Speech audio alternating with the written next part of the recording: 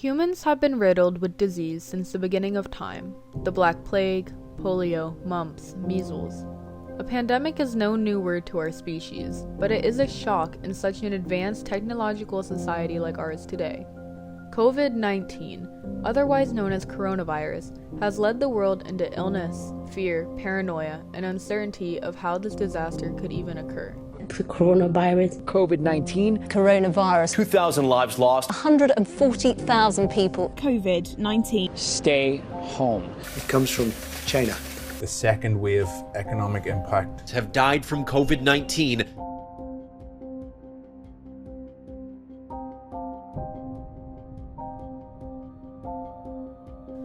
It all started December of 2019 at the Wuhan seafood market. Medical institutions found a correlated link between sprouting pneumonia cases and this exotic market, or so they thought. Really, this flu-like respiratory disease was much more serious than a pneumonia. SARS-CoV-2, which is identified as a beta coronavirus. It belongs to a family of similar coronaviruses which all have origins to bats. As the new strain infected more and more of the population of China, it began to migrate worldwide. Dr. Wen, accredited physician at Memorial Hospital, believes that this is different than anything humanity has experienced. I think there are many factors why it became so widespread so quickly. One of the factors is how interconnected this world has become, so it's hard to contain. There's just, people traveling across continents, across borders. So, and because the virus may lay dormant and is asymptomatic for 1 to 2 weeks, so that person may not know they have the virus, and then they take it back to their home, and then you have the quick spread. On March 11th, the COVID-19 outbreak was characterized as a worldwide pandemic. Pandemics come in phases: recognition, initiation, and acceleration phases. There is a peak, then a deceleration. The United States in particular wasn't prepared for the hit it was about to take. From a future perspective, I think we'll see this as really one of the most catastrophic failures of governance possibly in American history. There's just really failures at multiple levels and a real disregard for the safety and sanctity of American lives. President Trump was briefed about the epidemic in January 2020, but he chose to not make an extreme decision or fully prepare just yet. Due to this decision, our large population was hit like a truck.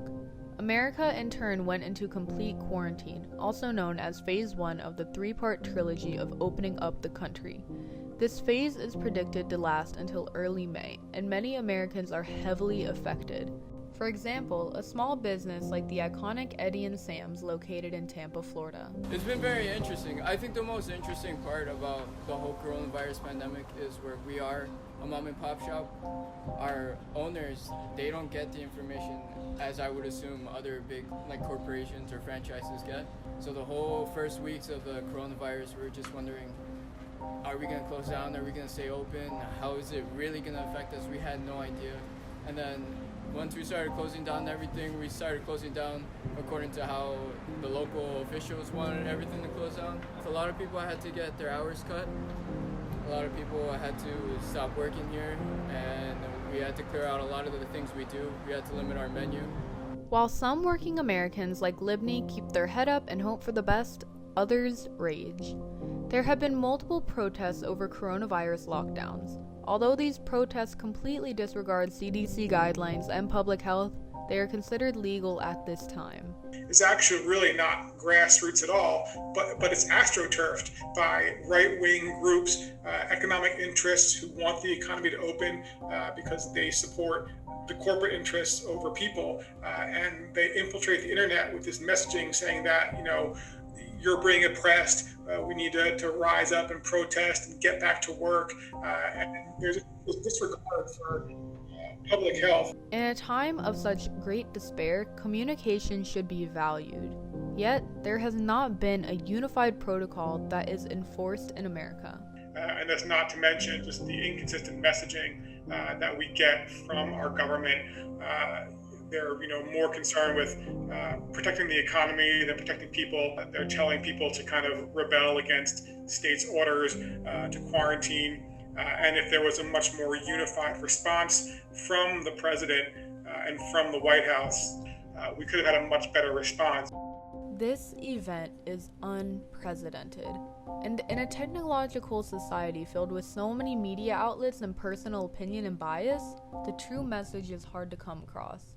The news creates paranoia for views, medical professionals are silenced, the government prioritizes economy over citizens. This will help our economy, and you will see our economy skyrocket. It seems like a nightmare with no end. I think this belief that this will just pass by or will be in the clear by summer is wrong. We people really need to understand that there are many asymptomatic carriers out there, and we still need to practice social distancing. We can't be lax on that until the curve has flattened.